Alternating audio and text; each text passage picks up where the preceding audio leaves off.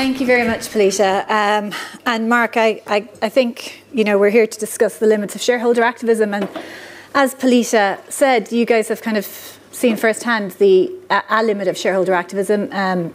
You've filed resolutions at Exxon for several years over climate emissions, and Exxon has this year sued you. Were you surprised by that lawsuit? I was mostly surprised about the timing.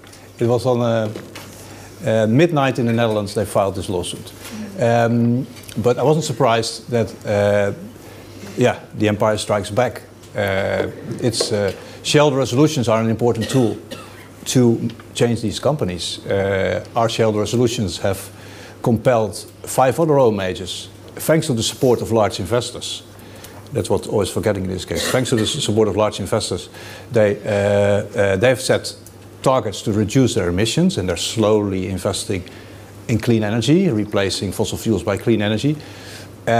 Exxon doesn't want to have that discussion, so they don't want shareholders to vote about emissions, because they know that they have to conclude that they have to look at their business model, and they want to hang on to this business model as long as possible.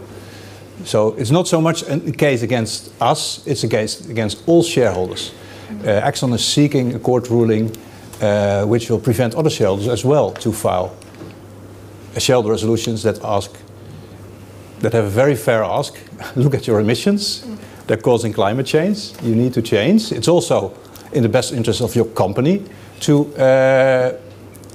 change your business model, because when you keep on producing oil and gas and selling oil and gas, that you run a risk of disruptive innovation, stranded assets, policy interventions. You have to eventually you have to pay for the consequences of climate change. So the company is also at risk, and they just don't want shareholders to vote about that. On the other hand, it shows how important voting is. That's the only power shareholders have, the vote at the annual general meeting. And of course, there are other ways to vote. What does the lawsuit mean for Follow This? Yeah, it means that it's quite intimidating, of course, if the biggest oil major attacks you. We're a small outfit with 7 people. Luckily, we're supported by a lot of investors. At Shell, we filed a climate resolution supported by 27 institutional investors, so we feel like our fair ask is now adopted by the investor community. It's not an ask of an NGO anymore, as Exxon portrays it. It's the ask of every responsible investor who wants to tackle the climate crisis, who wants to achieve Paris because they see their assets are in danger. But yeah, it's quite intimidating. But yeah, we try to keep calm and carry on. Climate change is more intimidating. The risk of responsible shareholders divesting is that these shares come into the hands of less responsible shareholders, and that big oil will become the next big tobacco. No responsible investor has tobacco in their portfolio, but tobacco still exists, and they continue their business. So it would be devastating if responsible investors divest and not use the power of their vote. They should realize, I think investors should realize, they're bigger than big oil. Look at it, Climate Action 100 Plus. How many billions do they represent? That's far bigger than all the oil majors together. So they're bigger than big oil, they have more power than big oil. The only power they have is the vote.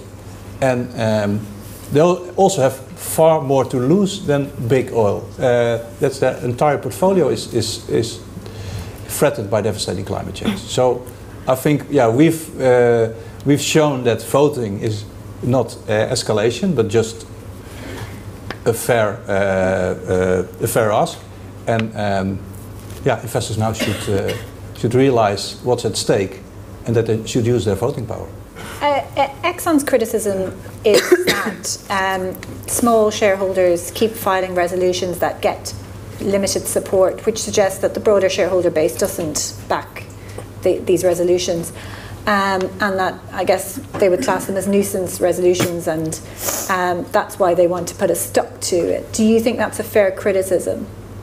Yeah, Exxon portrays us as and I quote, activists masquerading as shareholders.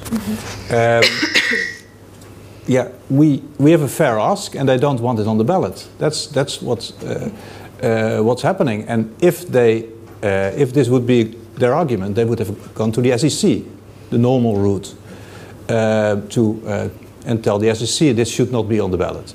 But they're circumventing the SEC to seek a court ruling to prevent any shareholder to file this kind of resolution. So also Amundi in the future, for example. So this is not about follow this again. It's about it's not an attack on follow this. Of course it is, but it's an attack on shareholder rights, so it's circumvented the SEC. And I think every shareholder has the right to ask an oil major what they are doing in view of the climate crisis. If that would not be in the ballot of the biggest contributors of the climate crisis, yeah, I don't know how we can stop the climate crisis then. So if it isn't on the ballot, Exxon's continuing its case, right? You guys have filed a motion to dismiss. Yeah, we filed a motion to dismiss, so there's no case anymore. So yeah, by continuing the case, Exxon reveals their true goal, and that's to seek a court ruling to prevent any shareholder to file this kind of resolutions in the future.